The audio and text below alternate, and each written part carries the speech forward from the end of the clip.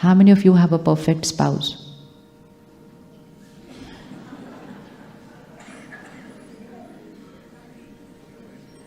You have a perfect spouse, perfect children? Yes, no? And they could be sitting on the next chair. And now we need to check whether they raise their hand and whether you raise their hand in their context.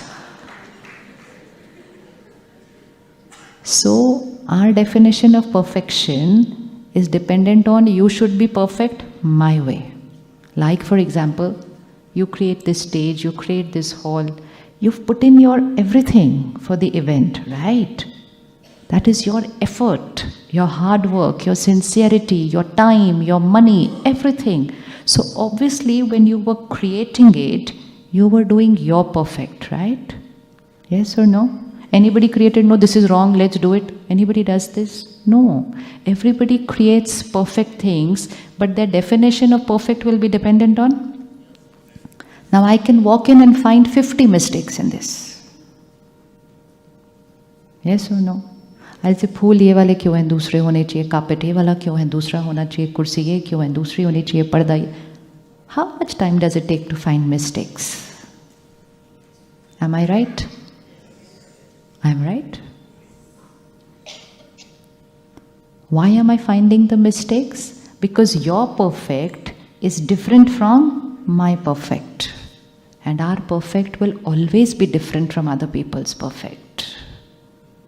And if I keep looking for mistakes in situations, in people, and in everything that everybody has done, I am writing a destiny of pain in my life.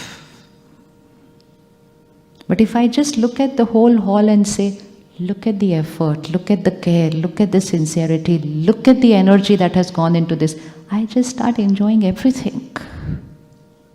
But if I say, no, it should have been my way, because we thought my way is the highway. That's what we thought. My way is the right way. Everyone is perfect according to their sanskar, not according to our sanskar. And we are there with each other to do hand-holding, to help them to change their uncomfortable sanskars. But for that I have to accept them the way they are. And that is only possible when I stop becoming emotionally dependent on their behavior. So the biggest weakness right now is emotional dependency. So let's change vocabulary. Whenever a situation comes, is my mind dependent on the situation or is my mind dependent on me?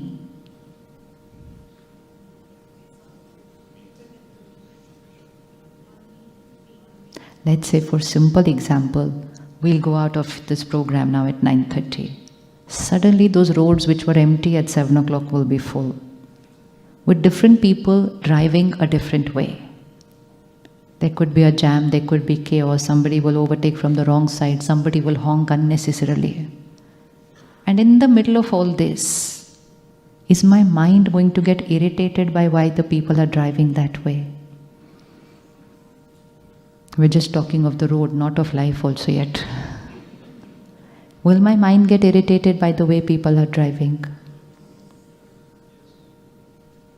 Yes or no? Is my mind that time dependent on me or dependent on the other person's driving? Can I allow my mind to be dependent on a stranger's way of driving? So bring it back. So today, from here to home, we will drive with calm and stability, not allowing our mind to create a single irritation thought, irrespective of what the other people are doing. Protect everyone, protect yourself, reach home. Don't waste energy just for strangers on the road. And if you see somebody driving wrong way, instead of getting irritated with them, bless them that they reach home safely. So while you're driving also, in everything that we're doing, we have to take care here. This is not something that can be wasted like this for everything. Today there may be a shortage of food in the world, but the biggest shortage in the world is power. There's no power, we are wasting it for everything. Because we're saying it's natural, natural, obviously I'll get irritated, obviously I'll get angry, obviously. So when I keep saying obviously, obviously, obviously, what happens to this bank here? It goes like this. And then when a bigger situation comes in my life, I have no strength to face that situation because I wasted the power that I have.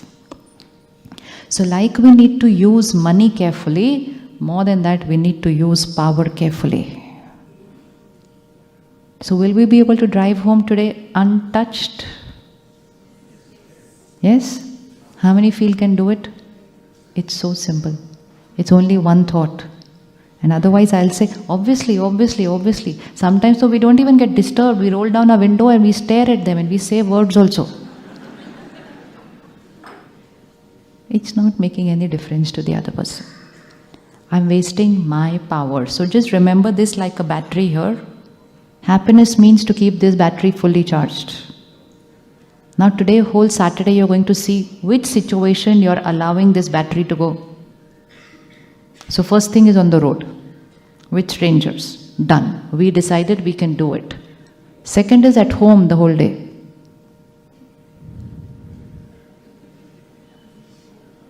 Can we do that? The whole day? Yes? Always to remember, this is a situation, this is the person, this is my mind. And every thought that I create here is my choice. They don't enter into my mind and create my thoughts. I can live my life saying they insulted me, they hurt me. They don't do anything. They just stand there and do what they have to do. They cannot get into my mind and create my thoughts for me. Can people get into our minds and create our thoughts? Not at all. But we are living our life like that. It's like giving away your remote control to people. Say, press whichever button, I will feel like that. And that is the reason why I'm not happy. That's the only reason why I'm not happy. Because I have become emotionally dependent. Like physical dependency is illness, it's not health. Emotional dependency is illness, it is not health. Health is equal to happiness. Health here.